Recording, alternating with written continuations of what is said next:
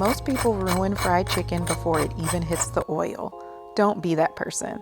And if your fried chicken is bland underneath that crust, then here's why. I'm going to show you in this recipe.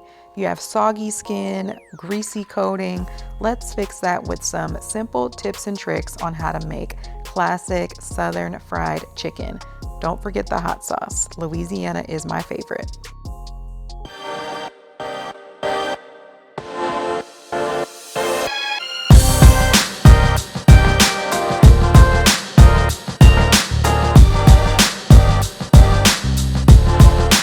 Let's get into the ingredients. I like to use eggs for my binder, but you can also use buttermilk. Buttermilk will work great as well. I have all of my spices. Those are going to be listed in the description box below. I'm using some flour, and I also add hot sauce to my chicken. That's optional, but I do feel like it adds that classic nostalgic touch. For the chicken, you can use whatever chicken pieces you like. I have a mix of chicken thighs, some drumsticks, and chicken wings here. My chicken wings are already split and ready to go. First, I'm gonna start with seasoning my chicken. I season my chicken and I season my breading because I wanna make sure that that chicken has optimal flavor. And if you season it up twice, you're not gonna deal with any bland stuff once this is all said and done. So I like to make sure that chicken is fully coated with spices. Then I'm gonna add in my egg along with the hot sauce. I'm gonna make sure that is drizzled throughout because the egg is gonna act as the binder here. This is what's going to get our flour to stick. It's going to help create the crust that we're looking for once we fry that up.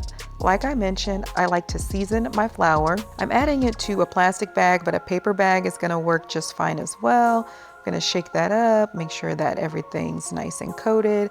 Then I'm going to add my chicken. I'm going to shake this up and get the chicken well coated as well. And this is a very important step. You shouldn't go immediately into frying after this. You want to let your chicken rest for at least 10 to 15 minutes. That's going to let that flour adhere to the chicken so that it doesn't just fall off once it gets added to the pan.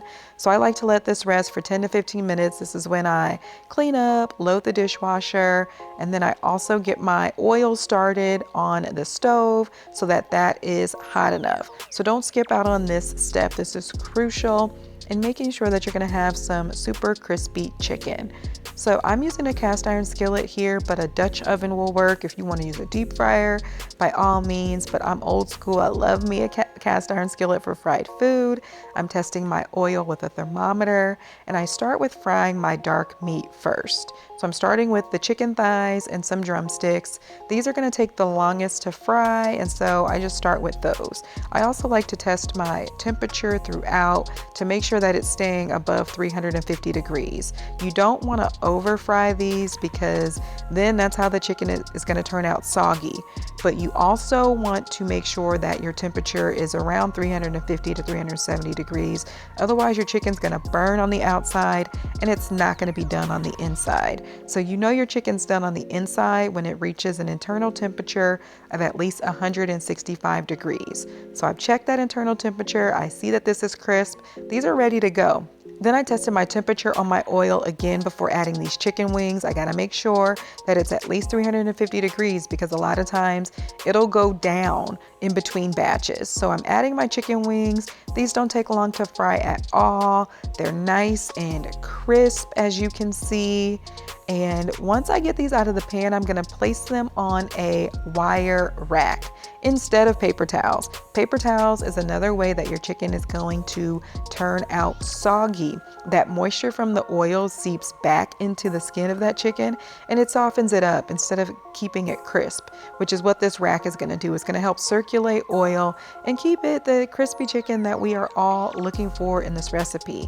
If your chicken isn't crispy, the oil wasn't hot enough. If the oil temperature is too low, then the coating is gonna absorb the oil instead of frying in it. So always make sure your heat is at least 350 degrees. If you overcrowd the pan, that's gonna result in your chicken being soggy as well because too many pieces in the skillet drops the oil temperature really fast and it causes your chicken to steam instead of frying it. So be sure to cook in batches and give each piece of chicken some space. And there you have it. This is a full spread. Everything I serve prepared with this chicken, my mashed potatoes, collard greens, cornbread, mac and cheese. All these recipes are on my website as well, so be sure to check those out so that you have a full spread and meal.